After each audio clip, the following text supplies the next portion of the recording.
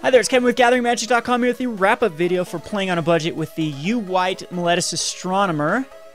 Now, let's see what enchantments, see what auras we can actually put in this deck that might be able to deal with the Stormbreath Dragon and the Blood Baron Vizkopa. And so far, the only things I can really think of that can do so... Oh, let's actually go into auras here, not creatures. Is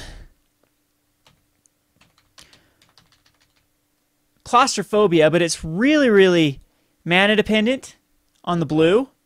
But I mean, it's still something I think that you could easily. I mean, it takes care of Blood Baron, completely does. Taps it and doesn't untap. That's exactly what you want it to do. And it also takes care of Stormbreath Dragon. So we might need these in the sideboard because I absolutely cannot deal with it. I think I don't know what we do. Ordeal of Heliod I still like because it gives us like a matchup versus burn or any other aggressive matchup that is really hard for them to deal with. Maybe these Ordeal of Thassas are quite weak. I've been siding them out quite a bit, and maybe a Claustrophobia is something we could bring in.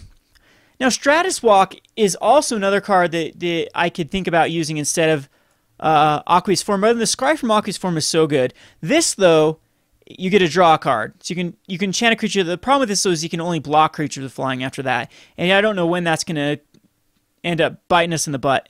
So Pacifism would not be good because, of course, you cannot use it on Blood Baron or Stormbreath. Same with Soul Tie. So I think what we really need to do is just look at the blue cards that we can actually see. Was Agoraphobia actually printed? So this is showing I'm going to show all versions and see what Agoraphobia is out of. Because Agoraphobia actually...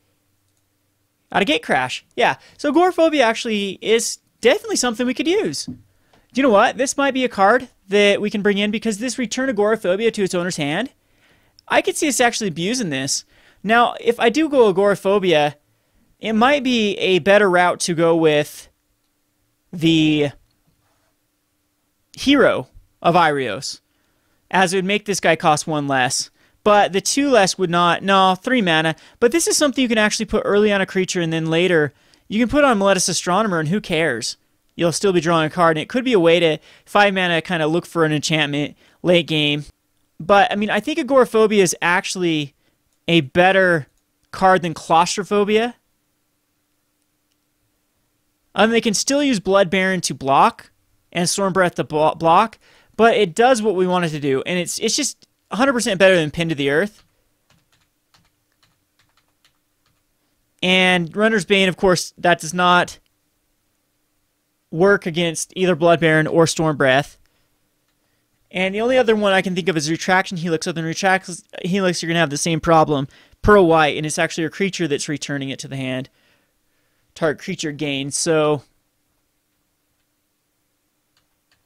Paralyzing Grasp, I guess, could work the same way, other than Claustrophobia is just better than Paralyzing Grasp. So I'm thinking that it's definitely be Agoraphobia. Domestication's fun little card I could think about putting in this deck as well. But it's going to be Agoraphobia, probably adding a few of these in the sideboard, maybe like 2 or 3, probably 2 in the sideboard, as a way to deal with the Stormbreath Dragon and the Blood Baron Vizkopa. Maybe I should have brought Daring Thief in against those matchups. But the thing that I'm thinking these Ordeal of Thassas are quite weak.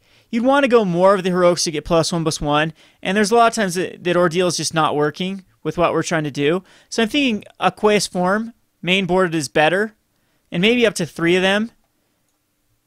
As Unblockable seems exactly what you want to do here. And again, I think that maybe just going down probably the count into 2 Auramancers and then 2 Agoraphobias. So that's the changes I would make. Again, I'm not the biggest fan of Daxos of Meletis here. He seemed cool, and if he goes anywhere, he'd go to the sideboard. And maybe I'll take out Ordeal of Heliod for that, and we'll keep a Daxos in the sideboard. I've got the Sightless Brawler, I think, would just be a better 2-drop. No, it wouldn't. I think that it's going to be Battlewise. And apparently, oh, white. We got to bring in white here. That's black. Would be running 4 of these would be the way to go.